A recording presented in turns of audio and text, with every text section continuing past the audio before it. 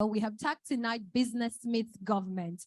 And I think that it is incredible the things that happen when business meets government. It is in the interest of business that we meet with government. And it is in the interest of government that it creates an enabling environment for business. And that's why we have gathered tonight. Under the chairmanship of our amiable, very beautiful chairman of occasion, who will join us in the course of tonight's event, Mrs. Bosun Belo-Olusoga. But of course, I would like to acknowledge the presence of our president and our president, our very beautiful, ever so calm and amiable president and chairman of the Governing Council of the IoD. We welcome everyone to the room tonight. Please, can we put our hands together for ourselves as we get on in tonight's occasion? This is Nigeria and this is Lagos, and we must give honor to our beautiful land, Nigeria, a land that many have called a land of beauty, a land of great splendor. Please, can we rise to our feet as we take the national anthem of Nigeria? Thank you very much.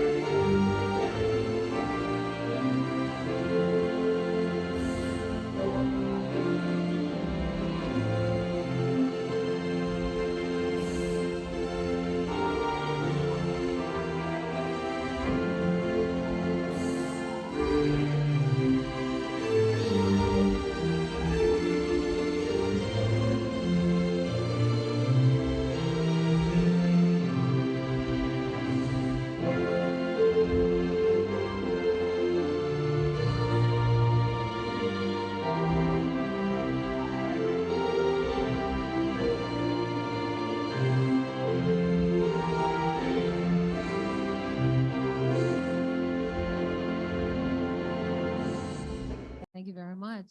God bless Nigeria. God bless our nation, Nigeria. Amen. Please come put our hands together again. Thank you. So tonight, it's going to be an extension of all that has happened in the past 24 to, well, between 24, 48 hours, where we are rounding up. Okay, so I would quickly like to do, acknowledge some of our guests here present tonight. We have quite some dignitaries that are here with us tonight, and I'd quickly like to acknowledge the presence of the President and Chairman, Governing Council of the Institute of Director, Dr. Mrs. E.J. Jidena, a fellow of the IoD. Please come and put our hands together for her. You're welcome, Ma. Thank you so much. It's been quite some days, and I know that it's taken a lot putting this together. So congratulations on the success of this conference, 2022 Annual Institute of Directors Conference. Please also, I'd like to acknowledge the presence of the Chairman National Organizing Committee of the Annual Directors Conference, Alhaji Lamis Diko, the fellow of the IoD. Please, let's put our hands together for him. In fact, all that has happened in the last few hours is as a result of the incredible work that this team have done. So please, one more time, put our hands together for the chairman of the National Organizing Committee of the ADC. Thank you. I'd also like to recognize the presence of the first vice president, Alhaji Tijani Borodo, a fellow of the Institute of Director. I'd like to recognize also the presence of the treasurer, Prince Austin Enojemo Isiri, a fellow of the IoD. Please, let's put our hands together for him. You look very cool in your blue, sir. Welcome. I'd like to recognize the honorary legal advisor, Mrs. Olufumilayo A. Roberts, a fellow of the IoD. Please, let's put our hands together for her. Is she here? Please signify. Okay, I'm sure she's somewhere around. Yes, I'd like to acknowledge the presence of the immediate past president, Chief Chris O. Okunowo. Please, that's the distinguished fellow of the IoD. Please, let's put our hands together for him. Our applaud is going lower and lower. Please, we must acknowledge and celebrate these dignitaries who have done great. Then, I'd like to also acknowledge the presence of the past presidents of the Institute of Director, Architect Thomas Awagu, Distinguished Fellow of the IoD. You're welcome, sir. Thank you for honoring us. Thank you, sir. I'd like to also acknowledge council members of the IoD. Please, all council members, can you just signify by raising your hands, and let's put our hands together for them. They've done great. And last but not least, I'd like to recognize the CEO and the DG of the Institute of Director, Mr. Dele Alimi. Please, let's put our hands together for him. Yes, thank you very much, sir. I know you've been up and about, but it's going on well. Thank you so much, sir.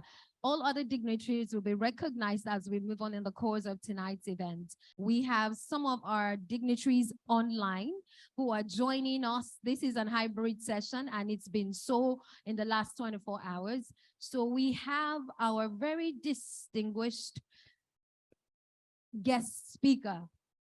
Our guest speaker is Excellency, the Executive Governor of Anambra State.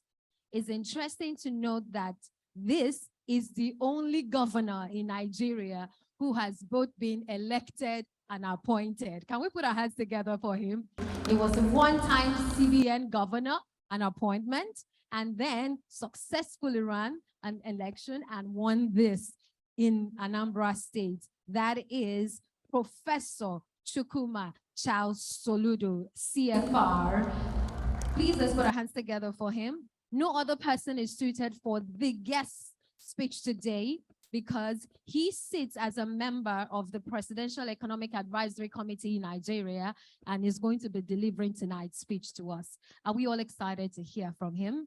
Yes, indeed, business meets government. And when business meets government, great things happen. It's a partnership that must work. Media, are we ready? Okay, please, as the president and chairman, our chief host for tonight makes her way to the stage, let's put our hands together for her.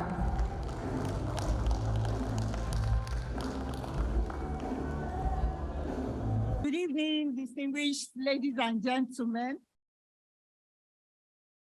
Yes, I'm going to make it brief. I know that you've been here in the last 24 hours, and I'm quite delighted to see you all. Our special guest of honor, our guest speaker, guests of honor. Some of them are not here right now, some are on their way. Chairman of the occasion, past presidents of the Institute of Directors, members of Executive Committee and members of Governing Council, icons and captains of industry, distinguished ladies and gentlemen. On behalf of the Governing Council of the Institute of Directors, I warmly welcome you to this evening event. This event caps off what we have been doing in the last 2 days. And we have this segment to be able to reach out to the public sector. It is captioned, Business Meets Government. And that gives us an opportunity to interact, meet with our policymakers, and be able to ask 1 or 2 questions. So we are highly honored and privileged to have all of you here with us this evening. Your presence is a positive manifestation of your willingness to foster close and mutually beneficial relationships between the public and private sectors of our economy. The dinner is part of the Institute's public engagement series, which is aimed at providing an ample opportunity for our members of the Institute to have conducive interaction and networking opportunities with key public sector players. So the gathering this evening promotes cross-fertilization of ideas. I hope you will mingle around, be more relaxed than in the morning, exchange ideas. iron. And I'm sure there are many issues on the table, such as how to build the new Nigeria that we all deserve. If anything is certain within these uncertain times, it is the fact that together we will win. Ubuntu, as they say in South Africa. Or if I were to borrow my mother tongue, Igwebike. And Africa is one going to be, going by the challenges that we face, there are so many problems, but like our keynote speaker endeared us, we must situate whatever issues we have within our own context. And these are developmental problems. They should not weigh us down, and we need to bounce back so that we get the necessary impetus, the necessary momentum, the necessary drive, positive drive to tag along. So we must celebrate what is right with us, despite all odds. On the positive side, we have seen some developmental efforts in terms of infrastructure. We note the recently completed terminal, Terminal 2 of Murtala Mohammed International Airport, Lagos. I understand that we have 60 check-in counters, 5 baggage claim bells, 16 departure desks, 28 arrival decks, and 8 security screening points, 7 passenger boarding bridges, and not less than 78 boarding gates. These are positive developments and a remarkable infrastructure. Can you give a round of applause?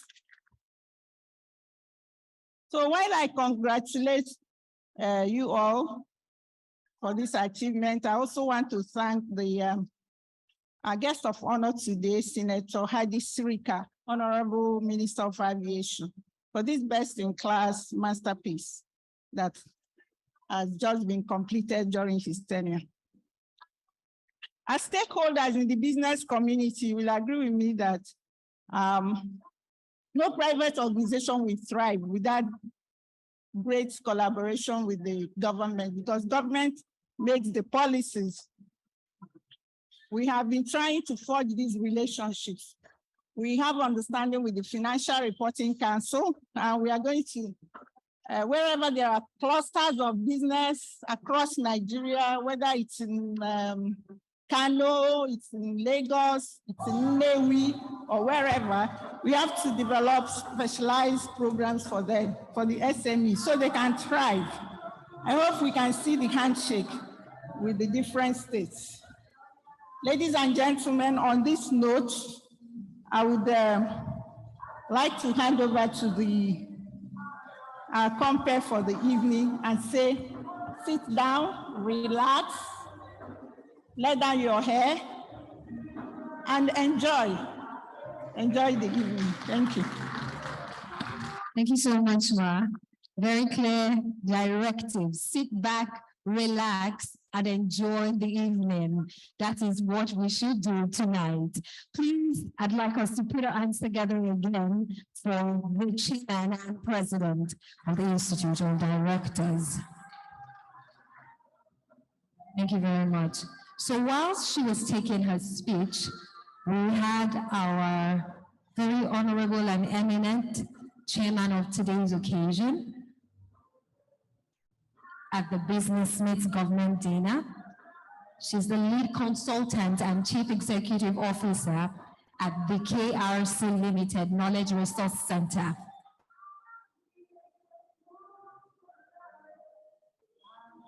Yes, ma'am. Okay. So, and she's a leader of women. She's first amongst equals. She's marked so many firsts to her name, and I just want to acknowledge and celebrate you tonight, Mrs. Bosun Belo-Olusoga. Please let's put our hands together for our chairman, Mrs. Bosun Belo-Olusoga. Thank you very much, ma'am. So we'll quickly move on this evening to our guest speaker tonight. Our guest speaker we introduced earlier is the former governor of the Central Bank of Nigeria. The incumbent governor is Excellency of Anambra State. That is Anambra State, the light of the nation. And he's online right now. Thank you very much, sir. Please, let's put our hands together for the economist professor, Chukwuma Charles Soludo. Thank you. Over to you, sir. Okay, thank you very much. I'm really very delighted to join you this very auspicious occasion. But first, let me extend my apologies. I have been a member of Institute of Directors, I believe, since 2004, and I have been looking forward to being able to join you physically. And I was actually looking forward to this particular opportunity. But unfortunately, some of the exigencies of duty came in, and I'm actually just, had to leave a dinner event that I am hosting some members of the international community in the state to join you for 20 minutes. Then I go back to them to that event. So my deepest apologies that I'm not able to join you. And this is supposed to be a dinner being business meets government dinner, and which if I were there, what are we going to be talking about? Move around, shake hands, and then try to just keep quiet and listen to you, to members of the business community. For us and the government side, our own job is to simply learn, because when you get on here, there are quite, you realize there are thousands of things. So the wisdom actually lies much more in the private sector. And so usually when government and business meet, in my other life, what I have experienced more often is that it becomes, if I like, reading of the book of Lamentations, how government can facilitate conducive business environment, go over our wars of insecurity, infrastructure, macro environment, regulatory framework, the environment, and so on and so forth. And then go over how we need to plan, and too many plans actually, perhaps too much planning that is taking place every year. But there are some missing areas that I want to believe that when business and government do meet, just as you are privileged, those of you who are there physically exchanging, shaking hands, that there are quite a number of areas that some of us believe those of us in government need to learn a lot more from you. The key that I want to believe is that, and I heard that at the opening speech I listened to, Nigeria is going through what you might describe as a very potentially consequential transition next year. The transition process has already begun. And for us to get back to get onto the path of sustainable development, as it were. And I'm very happy that if you look at the topic of your of this conference, corporate governance and digital transformation, leading purposefully for growth and sustainability. That's really the big theme that I want to believe should be the topic and the theme that should engage the next administration. And to have that consequential transition that will more like resetting the button, I want to believe that it's going to be a very disruptive agenda with a deadline. It's going to be a very, very disruptive agenda with a deadline if we're going to be on this path of sustainability within the medium term, as it were. But for that to happen, it just bears repeating that the way for this to happen, you got to have the purposeful leadership and productive partnership with the private sector. And I underscore the point about productive partnership, not in a passing sense of it, where we talk about it, oh, they make the policy, we are affected by the policy.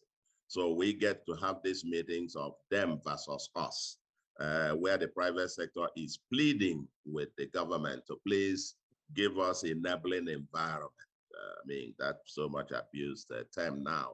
But I want to argue actually that if we're very serious in this country about moving forward with this disruptive agenda with a deadline, because it has got timelines, that this partnership has to become a very forceful one. We've been trying to clap with one hand.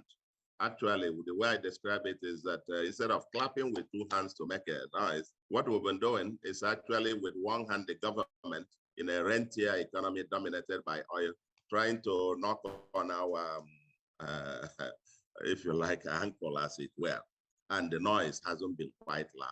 I think we need to reset in very fundamental ways, especially as we transit to the post-oil economy. And if you ask me, I would think that going forward, we should actually reverse it more, that part of the leadership will have to be driven by the private sector. And I will be asking, what is it that those of us in government need to learn from the private sector in terms of how we do business? How do you productively run a government using the private sector principles? What can those in government learn?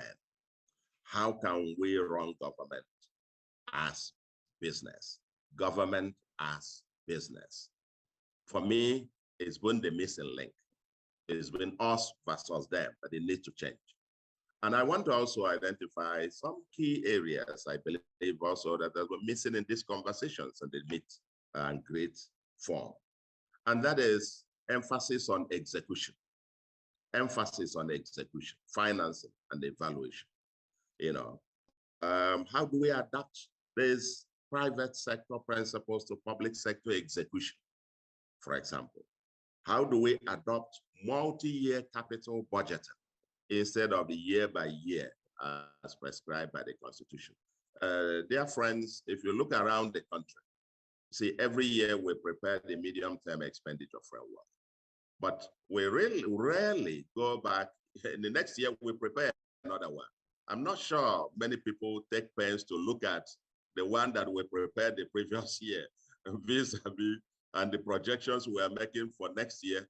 How did we, because we project for 4 years or so every year. Who takes note? Who evaluates? Who sees how far we're going?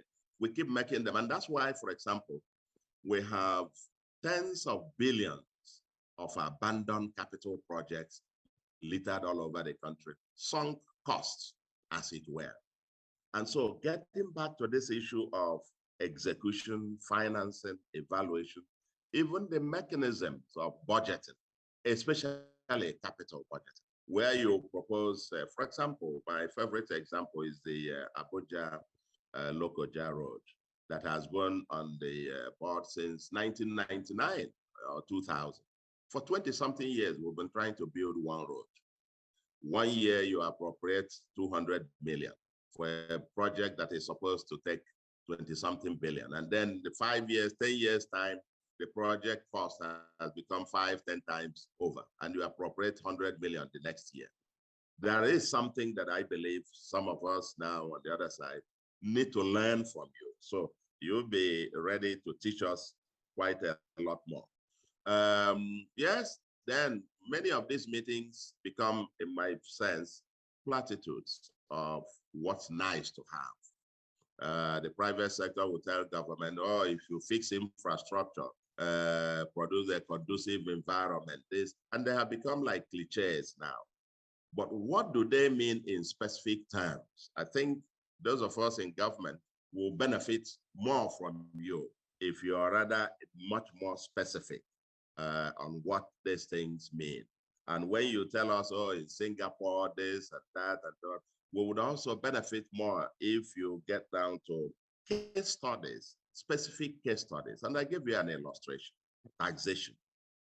In a rentier society such as ours, where we've been dependent on oil, there are about 2 generations now that have forgotten that government services are paid for by taxation from the citizens. How do we go from here to there? It's not enough to tell us tax to GDP ratio is low in Nigeria. I think that leaders and government will benefit more from you with the expertise you have from the private sector.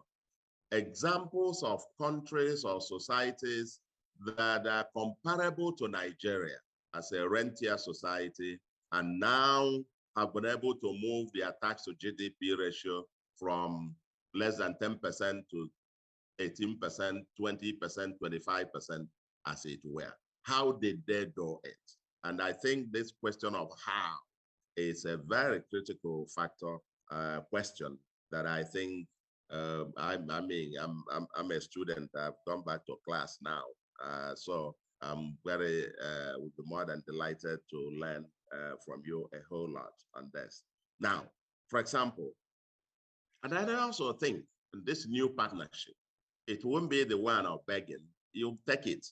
If there is no space for you, volunteer and offer your time and talent to government to serve in various ways. For example, I know when we are working on the PENCOM, I know Fola Adiola served pro bono, to help to put together the PENCOM reforms and so on. And therefore, I want to say this purposeful leadership, if I define it in terms of all of us bonding together with one destiny as one country, all of us believe that Nigeria is, a land of opportunities, potentially. Of course, it's the largest Black economy in the world, but we know that Nigeria has everything that it can become in the top 10 largest economies in the world in the next few, one decade or thereabout, if we put our minds to it. Then everybody has to volunteerism to serve in one way or the other. And I want to say, for me, looking at, I wouldn't bore you with what we've been trying to do in my own place, in my own little corner here in Anambra, but everything that we have seen in terms of the public sector, what isn't and how it isn't, that's part of what we've been trying to grapple with.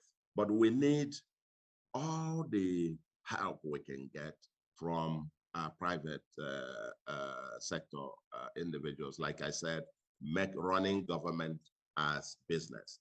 And recognizing that this is an agenda with a deadline. That's why, for example, in our own case here in Anambra, we had no pomp and pageantry with swearing in, because that's, for me, it's my first day at work.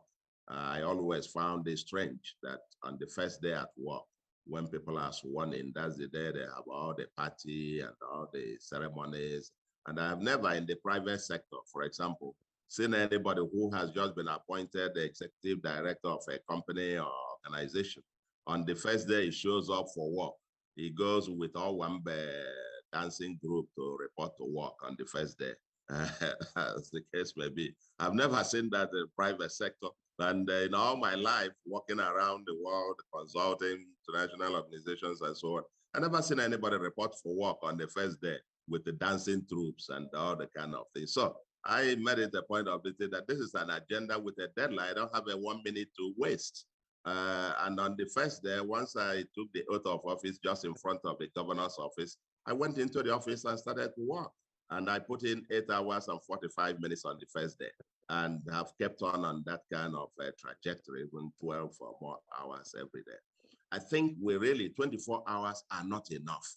We haven't got any for partying and for days and all manner of frivolities, as it were. We have already lost ground. We've lost decades relative to where we need to be. And we've been trying to, if you look at the agenda for the next government, I always try to compute it in terms of hours. For the next government coming, my dear friends, you have 4 years, but effective time, if they work 9 hours a day, you have less than maybe 5,000 to 6,000 hours to work effectively. And so we need you with the way you work in the private sector, with the KPIs, timelines, and reporting, execution, evaluation. In my own office here, I have been in office now for 8 months, exactly about 8 months and a few days now. But we have what we call C. We have an office we call C. SEE. It's an acronym for Strategy, Execution, and Evaluation. Look, just to keep us on our toes on every day. Execution is the key, and that's often, in my view, the missing link. What is it that gets execution to work? The private sector principles, the corporate governance issues, we need to bring them to the public sector, as the case may be. And so, if you ask my being, if I might want to conclude on this, because I'm looking at the time and what I have been given to speak on to for about 20 minutes, I would say, dear friends, that as we move onto the next round after this transition, the private sector really need to become, it's not just saying it is important. It will be nice that the private operators want to become much more activists in seizing the space. Don't leave the space to us. The business of getting this country to move forward is too important to be left in the hands of those of us who are politicians. Never mind, I'm still always trying to remind myself that I have now become a politician. I see myself as a technopole or whatever, technocrat in government. But nevertheless, I have to juggle with the politics. It is too serious for you guys to let us just, mess around with the future of this country. It is us collectively. If we don't let you in, seize the moment, take the space, volunteer, take over, and more importantly, help us to mainstream private sector principles in governance at the public space. There's too much waste going on. There's too much ineffectiveness and inefficiency in execution that is going on. And I want to think that with private sector principles and my little experience in the last few months, I don't have time to dwell on this, has convinced me even more so, and even in my previous lives at the central bank or running the Mint or running various other organizations, or even setting up Africa Finance Corporation and so on and so forth, I'm convinced that when we fastidiously focus and deploy the private sector principles in public space, even the public sector can become much more efficient, and we can get greater precision in execution, because that's the only way we can deliver value for money and lift Nigeria to accomplish its, God-given destiny that I believe it is bound to accomplish. Thank you very much. Sorry, I will miss the sumptuous dinner. And I'm looking forward. I'm looking forward to some other time to be able to join you. Thank you. Thank you very much, Your Excellency, Professor Chukwuma Charles Soludo. Thank you very much, sir. Don't worry, I'm sure that our chairman here would email or you will send it to him. You should just check the kitchenette at the governor's lodge. He will find his own portion of food there. Thank you very much, sir. Thank you. We appreciate you, Your Excellency. And my regards to my sister. Regards to my sister is a wonderful daughter of Anambra who is making us proud. And maybe before she leaves, I must come for one of your sessions. So we're very proud of her. Thank you. Yes, please. Another big round of applause for our chairman and our president. Thank you so much. Anambra is proud of her, definitely, and we all are proud. Thank you so much, sir. Thank you. Thank you. Thank you. Okay, so Professor Soludo has spoken very well, or His Excellency now, I must always remember. No, leave Excellency. Professor Charles Soludo has spoken very well and has called for our participation. See, I'm joining myself with the honorable men and eminent people that are here. One day I shall get there, most definitely. But he has called that we get more involved in this, in governance, so that we can actively play a role in the policy formulation in our society. I will speak about the banking sector, but I must first of all call on our chairman today, the chairman of Business Meets Government, which is a woman that I'd introduced earlier, as a woman of many firsts. And we are honored to have you with us tonight, ma'am. Please, if your hands are not too busy, kindly put your hands together as we welcome on stage for her remark, of course, for our chairman's remark, Mrs. Bosun Belo-Olusoga, the principal consultant of KRC, and of course, the chairman of today's event. Thank you very much. Thank you.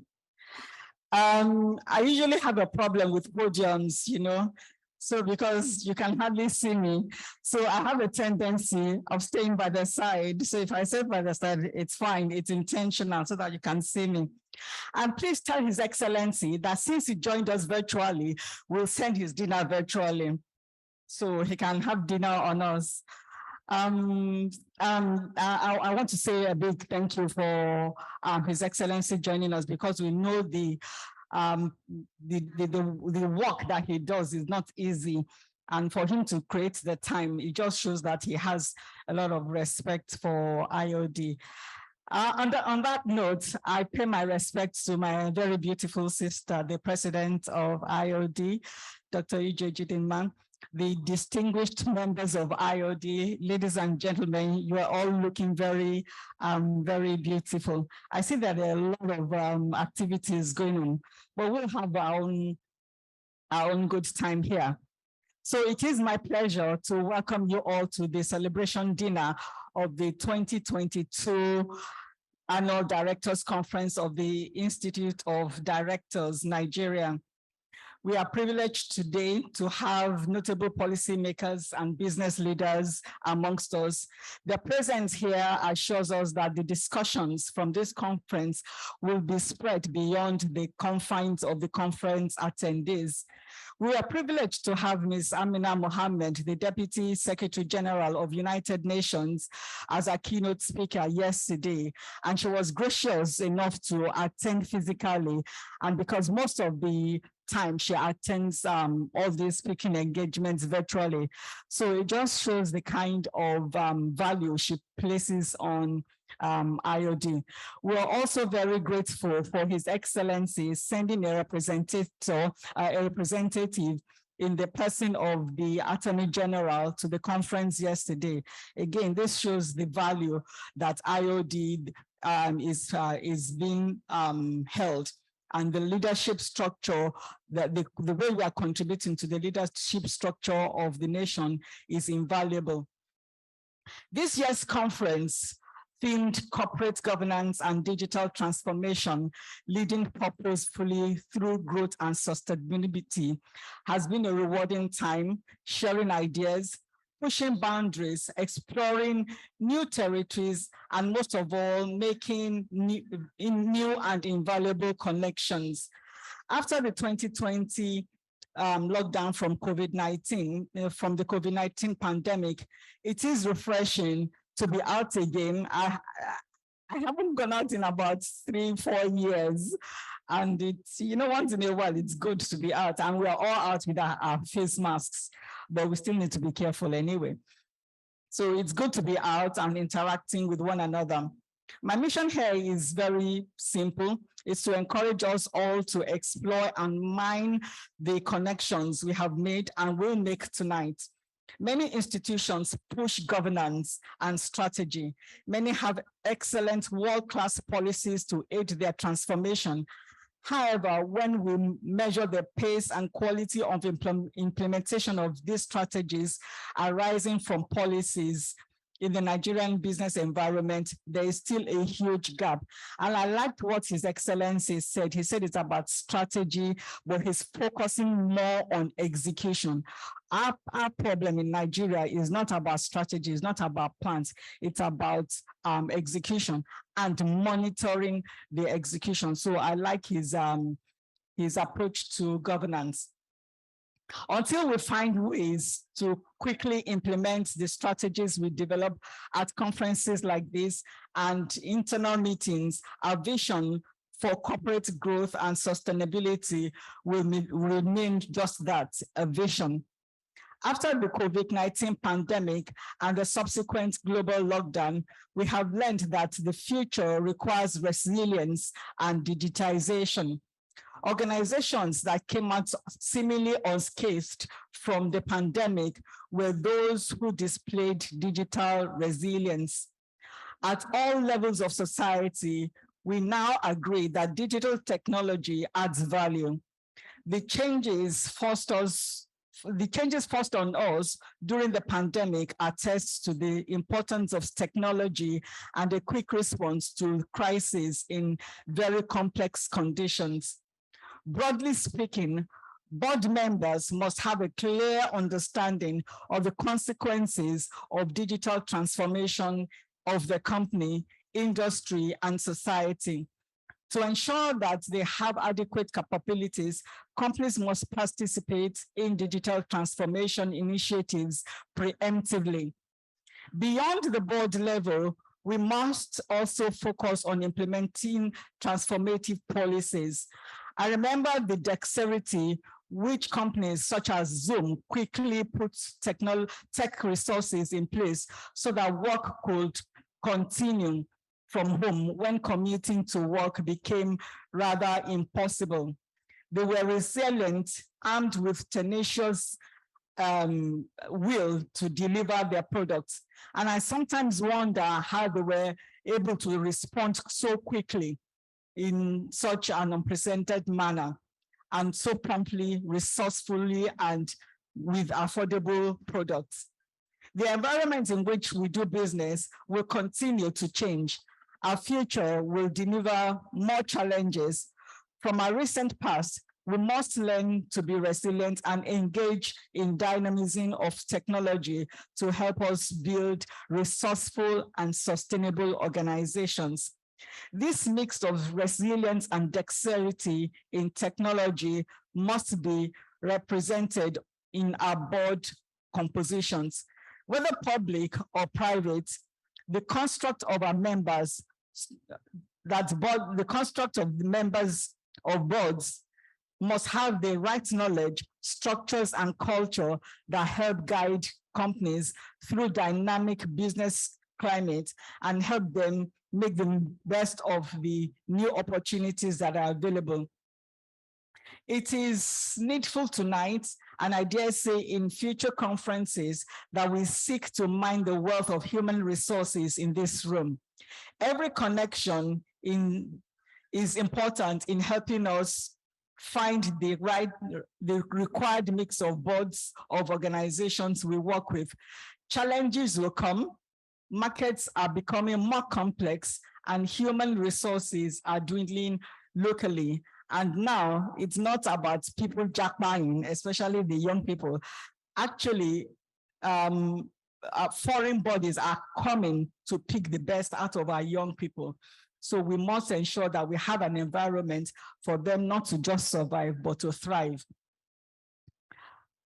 Meaningful connections reinforce resilience. They help us stay on the course and overcome crises. The private sector can learn from the public sector and vice versa when we collaborate.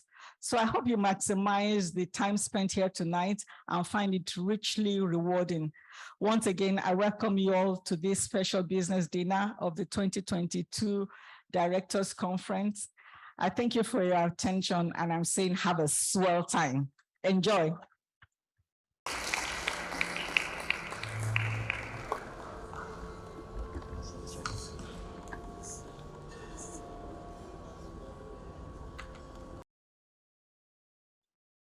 Please, another big round of applause for the lady, our delectable chairman for tonight's event, Mrs. Bosun Belo-Olusoga. Please, a big hand for her again. Thank you. Thank you very much. And she spoke very well. She charged us, and I think it's the same thing that I heard from His Excellency, the executive governor of Anambra State, when he said also that we must make the most of our participation. The quality of resource in this room must translate one way or the other also to the public sector. And she has also said that now, that we must mine the human resource in this room. I trust that as we hear it, we're also, charged to take meaningful steps in making this change happen. I said earlier in my opening that when business meets with government, great things happen.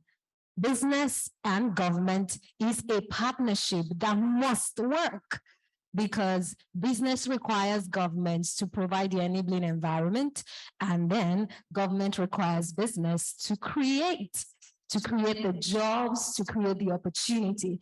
It was His Excellency that said that government alone cannot even provide all the jobs that we need to create sustainable wealth in our society. So today, the charge is on everyone in this room to make the necessary change happen. I hope that we will do that. Okay, so I am so honored and excited. All our guests are turning in one way or the other, hybrid or on-site. We're happy to have them present with us. I'd like to recognize and acknowledge the presence of our very special, our guest of honor tonight, who is the Honorable Minister of Aviation for the Federal Republic of Nigeria. He is Senator Hadi Sirika. Please, can we put our hands together for him? Is joining us online, media, can we project? You're welcome, Your Excellency, sir. We welcome you, sir. Please, can we have volume and have him just make his remark? Thank you. Volume, please. You can go ahead, sir. Oh, Please. okay. Okay. Great. We can hear you. Please go ahead, sir. Thank you. You're welcome. Thank you very much indeed. Thank you for the honor and thank you for the opportunity to speak. I was a bit cut unaware because I thought 45 past the hour, but it's okay, we go ahead. Like I said, it's more than an opportunity to speak, and in this very important gathering on a topic that I would love to, for various reasons, because civil aviation's importance in the scheme of things to help to put together the fortunes and the future of a nation for the benefit of all is extremely important. And aviation has been at the center of everything. However, it's been looked from the elitist point of view when you're talking to policymakers. And that ought to change. So when we came in, we quickly did a study of the industry. We didn't arrogate ourselves the knowledge and the wisdom, even though within the ministry and its agencies, you could have 1,000 years of aviation experience. We commissioned study and the feedback was good. However, of course, there are quite a number of things that are not the way they should be in civil aviation in Nigeria. There were a lot of obsolete equipment and infrastructure generally has not been dealt with in the past, year in, year out, and they got very dilapidated. And then you had disjointed systems that aren't working. But what bothers us when we came in as a government was how very safe, secure, and efficient you depart point A and arrive at point B. And how will civil aviation enhance businesses and ginger and participate in creating the wealth of the country and adding to the GDP and of course the general economics of the nation. These were our concerns. So we developed quickly a roadmap which was intertwined with each leg of the roadmap. And we thought if we implement it diligently and efficiently and very fast, it could have the effect of raising the contribution of aviation to GDP up to 5%. And so I would start with the end of the presentation. And the end it would be that pre-COVID, aviation became the fastest growing sector of the economy.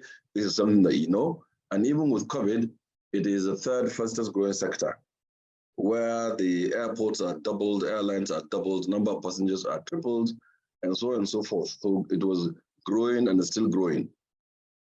Even with COVID, it's third fastest growing sector, but post-COVID now, we have seen the recovery. Nigeria was the first to develop a protocol to exit COVID. And because of that, the world adopted our protocol almost word for word. And we've seen the recovery of Nigeria 111% so far, pre-COVID numbers. And this is second highest in the world after Colombia. Having said this, what is the roadmap? The roadmap for civil aviation in Nigeria under our watch was first and foremost to set up a university, because failures of all those airlines in the past that we had, right from Cabo, Okada, Whole Trade, Alparaka, Harco, Ako, Kolkol, Chenchengi, you name it, all the way through to now, is one, principally because of governance, and then two, funding, and three, of course, lack of skills and manpower. So we set up to have a university that will go into research and development of civil aviation and aerospace, and then also to have those high-level manpower that will be able to tend to the needs of the industry. So aviation university. And then, of course, the airline. This is a soft infrastructure that would have the opportunity to give the Nigerian market of 200 million people the opportunity to be served efficiently as an efficient, well-structured airline. Not the kind of airline that we used to see in this country that, of course, would not serve the economy of the nation. And of course, our teaming passengers do suffer lots of service that has not been provided in the past. So we thought of this airline, the national airline. And then, of course, we thought of the maintenance, repair, and overhaul facility, which is the MRO. If you are to ferry a wide-body, multiple-aisle aircraft out of country for maintenance, the ferry cost alone is $2.5 million. Sorry, $250,000, $250,000 to ferry in and then to ferry back in. So you're losing about $500,000 for just the ferry, and you're not talking about the maintenance. And more importantly, the slots are not there in those facilities around the world. In fact, in Africa, there's only the Royal Air Morocco facility serving largely Air France, taking advantage of cheap labor in Africa. Then the one in Ethiopia for the Ethiopian Airlines. And then, of course, about the Egypt Air has one which is serving Egypt Airlines. So in West and Central Africa, there's absence of a repair and overhaul facility. Not the kind of hangars that we have here, which are really, yes, some shades that can do some levels of maintenance. We're looking at those facilities that can take in huge number of engines and large number of aircraft at the same time for maintenance. And then, of course, from A all the way to D checks of airplanes. So that will conserve foreign exchange, transfer technology, and give jobs for our people. So the MRO. And then from the MRO, we thought that, well, we should take advantage of our nature as a country to be able to produce agri products, including other stuff like perishable items, such as flowers and so on, to export them abroad. Even within the nation, if we have the facility for cargo, you could transport your tomatoes from Kano to Calabar and by air, and that will quicken the time. Now you put it to go to Port Harcourt, it takes 28 hours. And more than half of those items will perish on the way, and then the value is lost, and then they don't earn anything. You could even take them out of the country, in Europe, where a handful of tomato is 10 pounds, and a whole basket in my village during the harvest season is 2,000 naira. So you could use 5 hours to fly them out and earn foreign exchange. So we thought putting those infrastructure for export is very important. That also became part of our roadmap. And of course, also the Civil Aviation Act, as it were, was only once reviewed since 1963. At some point in this country, we're charging pounds and shillings because of our act, which is obsolete and is not able to give the industry what it deserved. So we thought out that it should also be on our tail to deal with, and so on and so forth. So whilst we thought of the roadmap and we put it in place, we invited stakeholders, we discussed it not less than 6 times, almost on a quarterly basis, we're having stakeholder conferences, and we agreed to it. And all of this, including the concession of the airports, which is extremely very important. This airport concession, by the way, is necessary for us to get the kind of airports that the size of Nigeria, its economy, and its population deserves. And it being in the center of Africa, equidistant from all location. Take an example of Lagos International Airport, which was built around 1979 and commissioned. And since then, it was designed to be a 2 million passenger per annum capacity airport. And then, of course, they built Wing D and E, which can take 200,000 passenger capacity as an airport. But today, Lagos alone is doing 80 million. If you imagine you having 1-bedroom apartment, 1 toilet, 1 kitchen with yourself out of NYSC into that flat, then you marry 1, 2, 3, 4 wives, and then you have 18, 20 children in the same house, and then you have your cousins and your sisters, and they all come to do law school and stay in your house. Then you have a carers in your house, and you need a permanent plumber to be able to fix your toilet, because it's only 1 toilet. And that's the story of Murtala Mohammed Airport, the old international airport. So we thought that perhaps to put it to private sector, to invest their money, to make it better, to bring it up to speed is more than necessary and timely. So we thought to go ahead for our concession of our airport as an item of the roadmap. So this, I am happy to announce that they're all private sector driven through PPPs, taking advantage of the fact that now we have institutional framework as in ICRC to be able to guide and then to regulate a concession around the country. We had an experience in the past in civil aviation where concession was done, but of course there was no guiding principles around that concession. But now we have a whole agency of government tending to that, and there's a bit more experience now in the world of how PPPs should be done and managed. Where are we? We've been implementing this roadmap because of want of time, I didn't want to go through the details of the roadmap itself, but where are we? We've been delivering the roadmap and we've seen progress. Like I said, in the first 4 years of Buhari administration, we have increased the passenger number from 8 to 18 million, for example, making us, of course, a very unique civil aviation, because the world believed the aviation doubled once in 15 years, and it's almost a gospel truth. But here in Nigeria, we have debunked that. We've been doubling and doubling since we started this roadmap implementation. So I'll take just 2 items because of time to put them out there, and the rest are work in progress. And to say that, one, we've found the winners for the concession program of all of the airports, except for Port Harcourt, which now we've gotten 3 independent, unsolicited proposals, including that of Enugu. So that is done.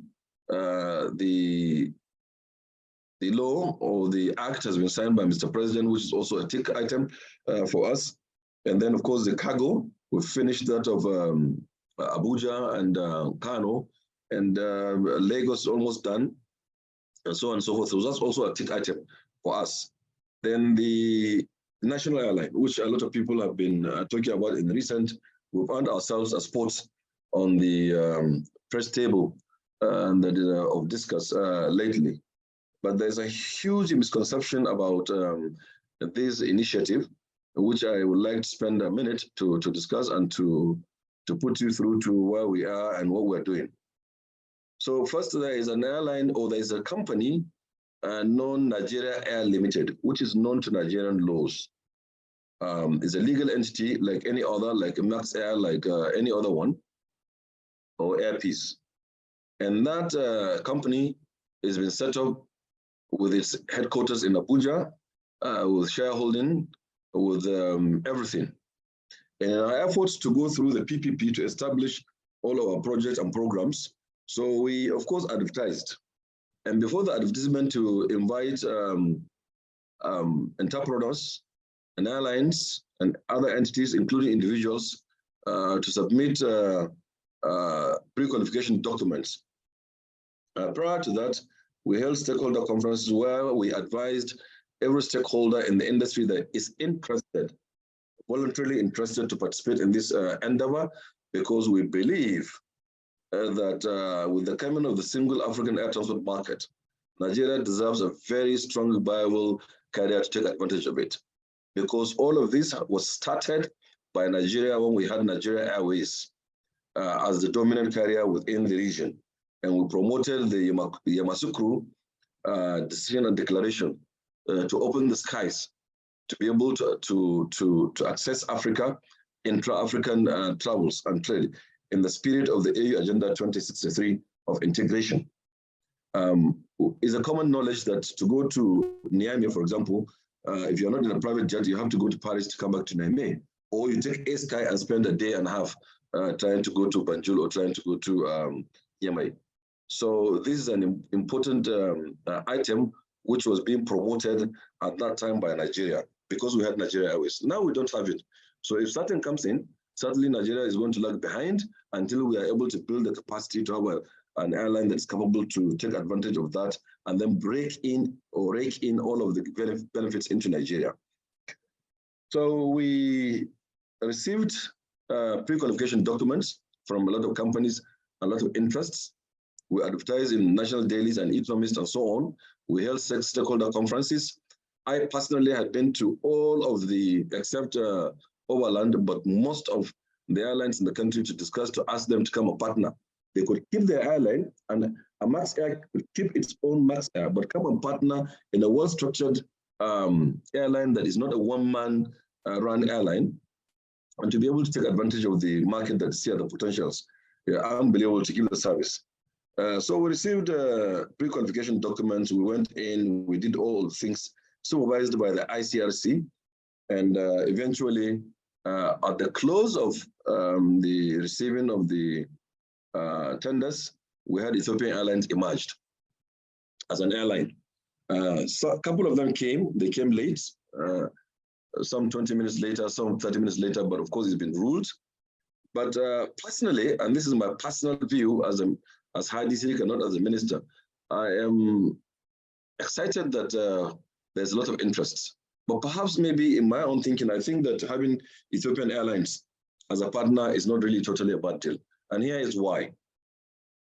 So the volumes of trade, the business, the travels, friends and family, the tourism within Africa and so on and so forth is huge, such that we should not allow that all of those non-African carriers take advantage of our own fortune and our future.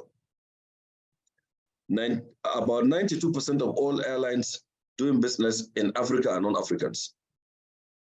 And if there's any way that we can integrate Africa and create the internal trades of Africa and bring up the economy of Africa, to which Nigeria is a dominant partner, to which Nigeria has 450 billion GDP, being the highest.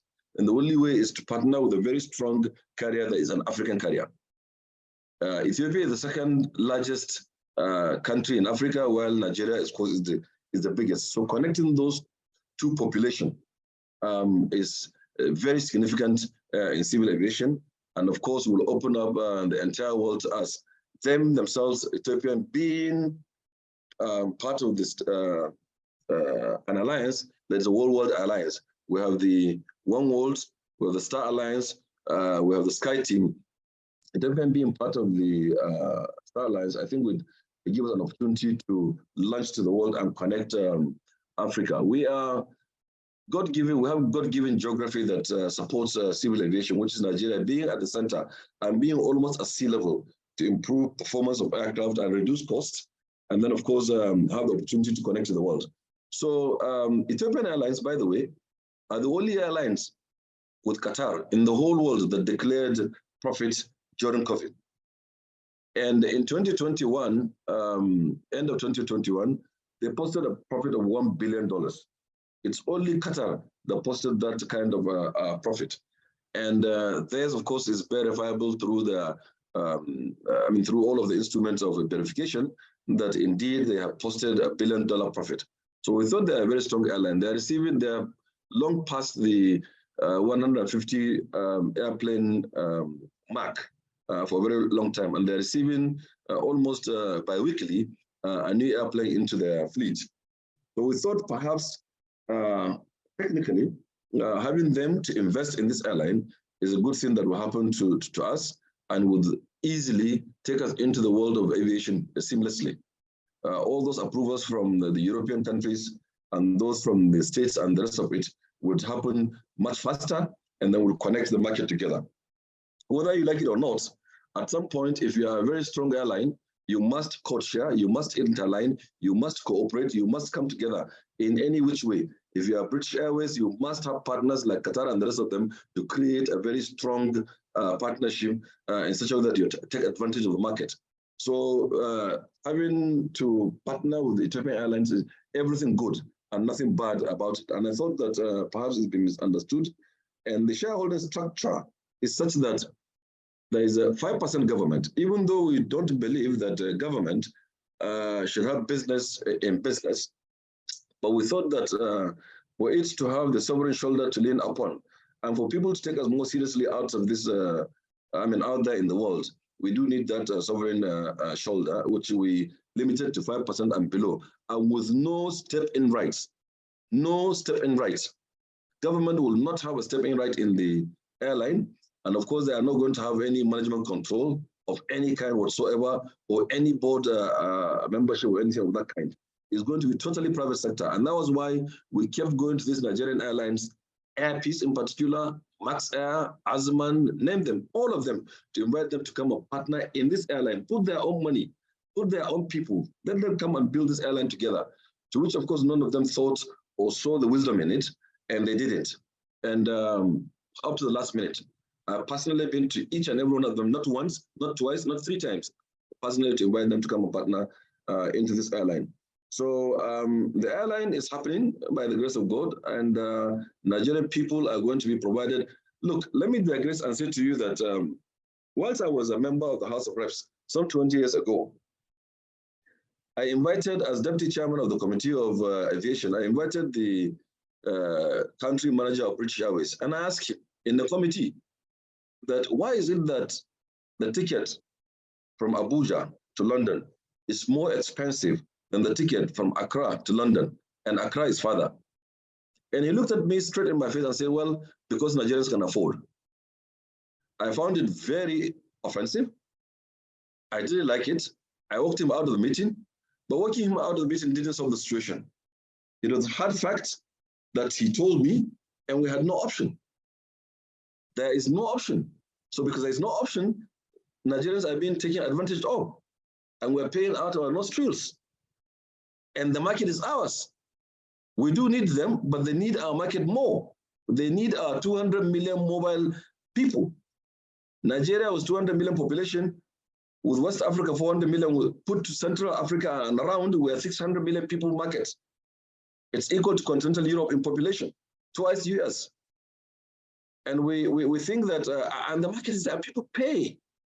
So we should provide an airline that is run efficiently, very well, that charge appropriately and take advantage of the market, and that is Nigerian. So Nigeria Air is actually a Nigerian company. It's the same way if somebody comes to register a company and a foreign entrepreneur wants to invest in it. Nobody will stop Lufthansa from coming to invest in Azman or in Air Peace. Nobody. Everybody is allowed to come and invest in this airline, and this airline is fully Nigerian and with Nigerian control. All the aircrafts are coming in Nigerian Air name, with Nigerian registration, with Nigerian crew, and so on and so forth. So the investors, we need them. We need the technical cooperation and understanding. So I know that the time is short, but all of this within the roadmap of civil aviation is our hope and desire that we will add to the GDP of the country at the end of the roadmap, to take it to something about 5%, where it truly belongs, and to create the jobs that we say we will. We have copies of the roadmap. We also have copies of the outline business case of the airline, of the MRO, of the leasing company. Of course, the one that I miss is the leasing company. Because you cannot go to Nigerian bank and borrow at 23% and do airline, and you cannot find an equipment where to lease and cheap, or appropriate rather than cheap, then we thought that we should put, for the first time, a leasing company dedicated to civil aviation, whether it is ground handling, it is catering, it is airline, and so on. You can leverage from that and lease appropriately equipment and even get funds, because funding has been the real problem. During the lifetime of this administration, or in the past, sometime I think in 2017, we thought it wise to collect the entire world for the first time into Nigeria through the ICAO World Aviation Forum, which was held for the first time outside of Montreal into Nigeria. And some 170 countries came to discuss financing civil aviation, right here in Abuja. And the product of that conference forum, is being diligently followed and implemented. How can we fund? And part of it is to have these leasing companies set up here in Nigeria. I'm happy to say that also we found partners in that. We've set it up. It's going to soon swing into action, and it will help us to build our market. I'm sorry, I wasn't. I'm just like getting pieces of it and putting it together, because I really need to push things out there because of the audience that I have. This very noble IoD, which I don't think I can get any opportunity again to speak. That's why I'm trying to bring in everything that we're doing. But to say that, one, thank you very much indeed for the opportunity and the honor. And two, if there's any question, all of the things that we're doing are on our website, and they're also on the website of ICRC. And I'm more than willing and happy to answer them either personally or in our stakeholder conference coming up in the next 3 weeks. Thank you very much.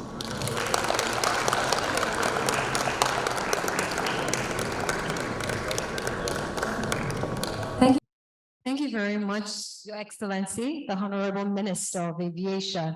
I think that was quite insightful. Please, very insightful. A lot of information on the great strides and things that are happening in our aviation sector in Nigeria. Can we give him a big round of applause?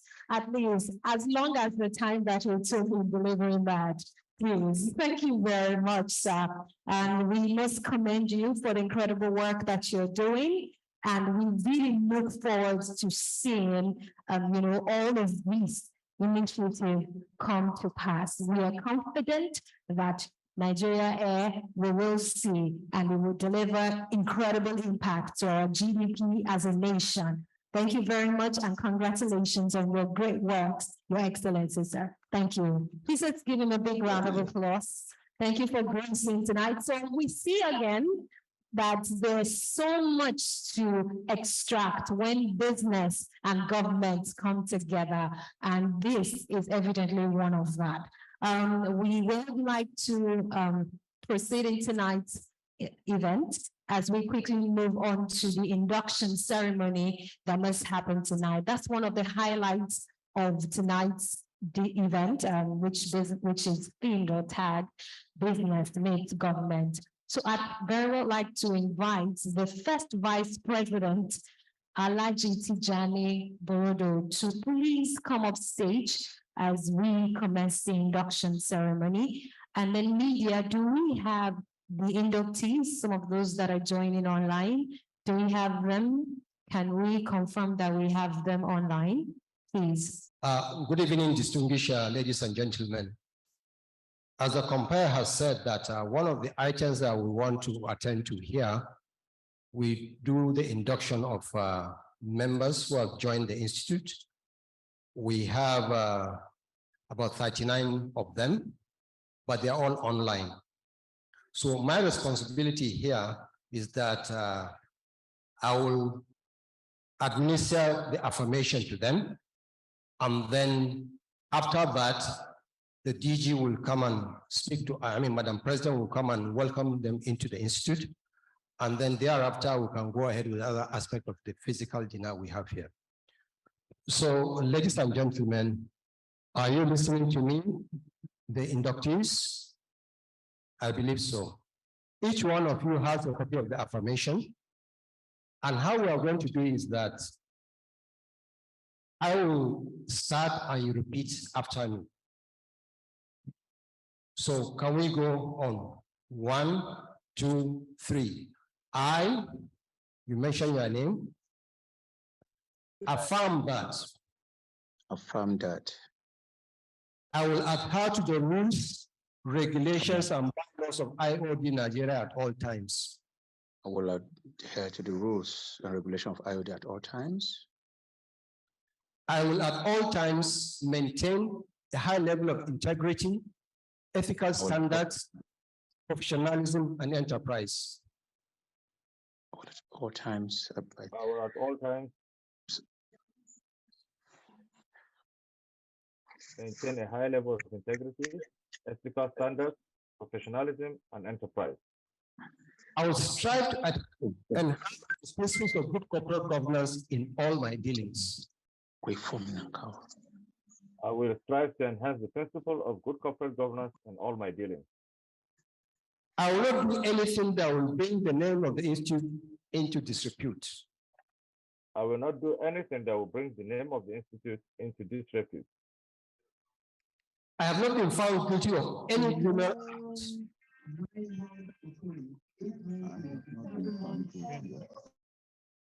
or similar proceedings of fraud,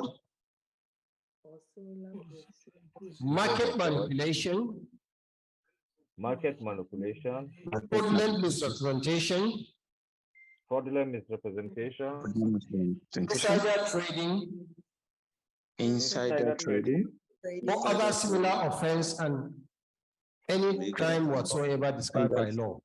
And other similar offense and any crime whatsoever described by law. I have received a copy of the IoD Code of Ethics for members of the Institute. I have received a copy of the IoD Code of Ethics for members of the Institute. I have read and I understand its contents. I have read and I understand its contents. And agree to adhere to the principles and policies outlined in the code. And I agree to adhere to the principles outlined in the code. I have also read and understand the IoD conflict of interest policy and its consents. I have also read and understand the conflict of interest policy and its consents. I agree to comply with its provisions and recuse myself from deliberations and voting on contracts, transactions, activities, or arrangements and acts whatsoever that could give rise to a conflict of interest. I have also read and I understand the IoD conflict of interest policy and its content. And I agree to comply with its provision and recuse myself from deliberations and voting on contracts. I will immediately notify the institute as soon as practicable if any of the events described above occurs subsequent to joining the institute and during the term of my IoD Nigeria membership. I will immediately notify the institute as soon as practicable if any of the events described above occur subsequent to joining the institute and during the term of my IoD membership. Yes. I will ensure my active participation in at least one selected IoD committee and make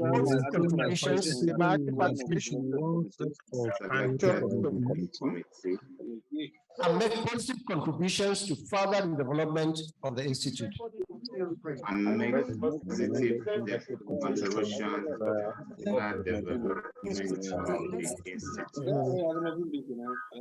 So help me God. So help me God. So help me God. Name it and date it. Congratulations, Madam President. Thank you very much. Thank you. Thank you very much. Thank you very much. Madam President, okay. Thank you very much, sir. And congratulations to all the inductees. Please let's put our hands together as we welcome Her Excellency, the Chairman and President of the Institutional Director, our chief host for tonight.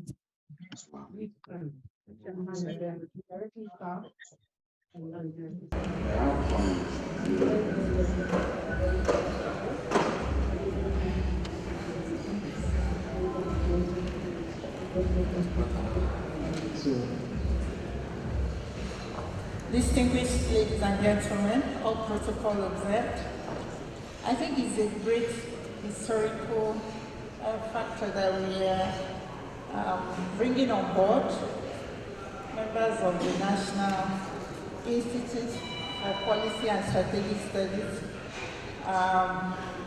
The members of the Senior Executive Course, the 44th Senior Executive Course Program.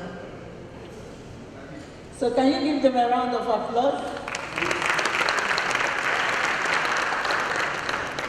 Yes, attending that institute is a great privilege, and of course, you know, they are involved in policy making and so on.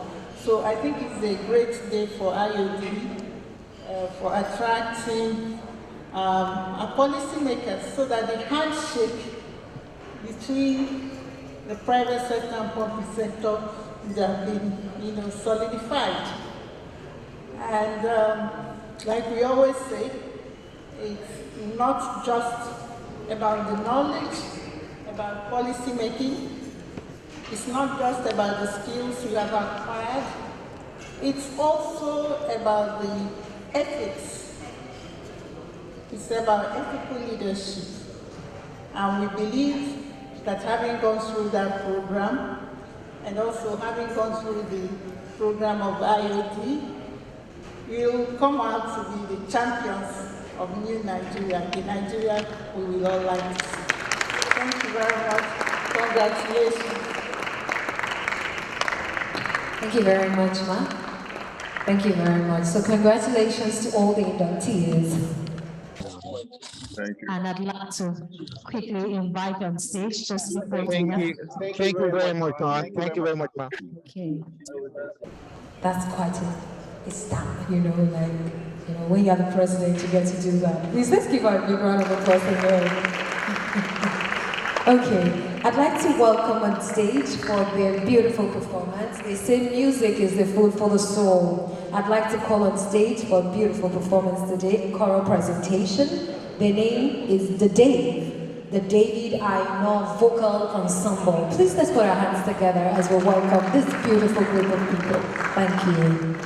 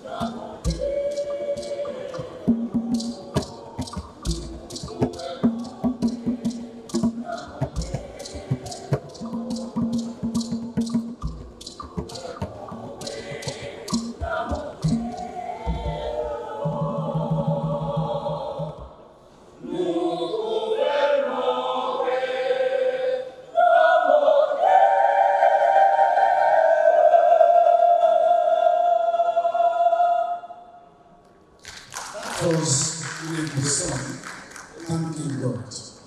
The first one was a tale written by now His Royal Highness Professor Laz Ikweme. This other one written by David Ayo. And the other one will be listening is Hausa song, also acknowledging God.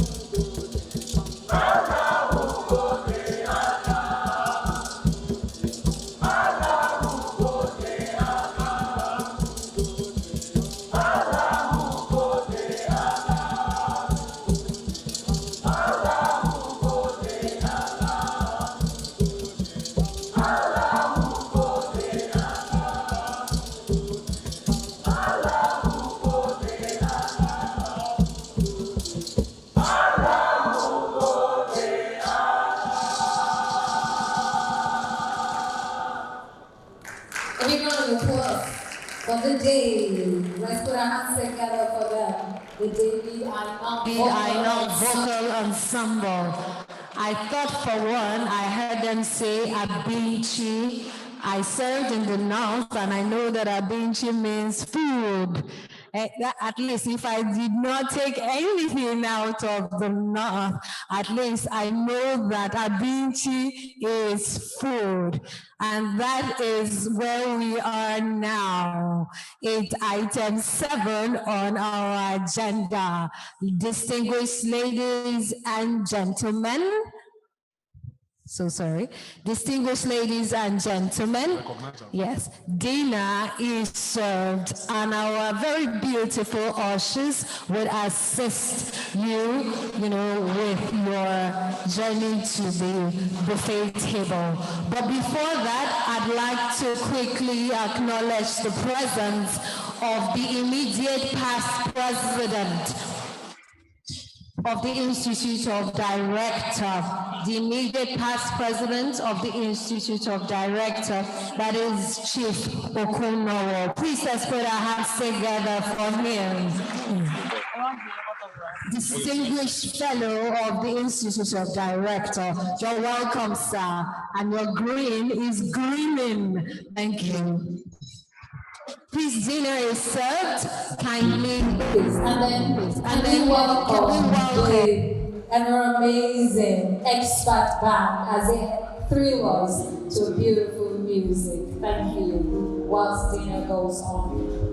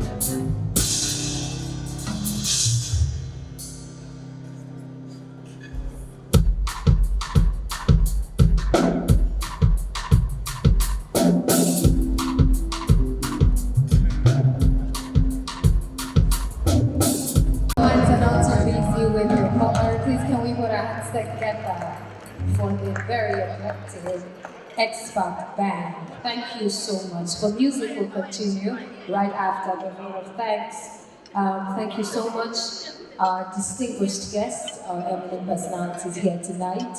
It's been quite an eventful evening, and I want to say a very big thank you to the Institute of Directors for the opportunity to be your compare tonight. Thank you so much. My name is Adedayo. And wow, thank you so much, ma'am. Thank you so much. Thank you. Thank you very much. Thank you. So for tonight, to wrap up the event, to wrap up this very beautiful evening, and to say thank you to everyone who made it out tonight, I'd like to call on the chairman of the National Organizing Committee of the Annual Directors Conference. Please let's put our hands together for Alhaji Lamis Diko for the vote of thanks. That is the fellow of the IoD, Alhaji Lamis Diko. Thank you very much. Thank you, Dara. TGIF. Okay. TGIF. Okay, you're all behaving as if you're not going out after. I promise you I won't stand between you and going out. My task is very easy, Madam President. With your permission, I'm going to make it very, very short. And if I say thank you, thank you, thank you, I would have fulfilled my duty. I'll only add a prayer to that. And may God all bless you, all those who have made this huge success. May God bless you abundantly. May God make it possible for us to meet next year. Thank you very much. Thank you very much. Thank you. So have a wonderful evening. Music can continue, food can continue. And I think I have just one more task, is to say a big thank you to all the sponsors again. Let's mention the names. We have Sterling, Xerox, LIRS, NDIC, Nexim, we have Bank of Industry, we have First Bank, all of which put their money where their mouth is to make this event a beautiful one. Thank you so much to all our brands and the supporters of the 2022 Annual Directors Conference. So we see you again in 2023. Thank you very much, everyone.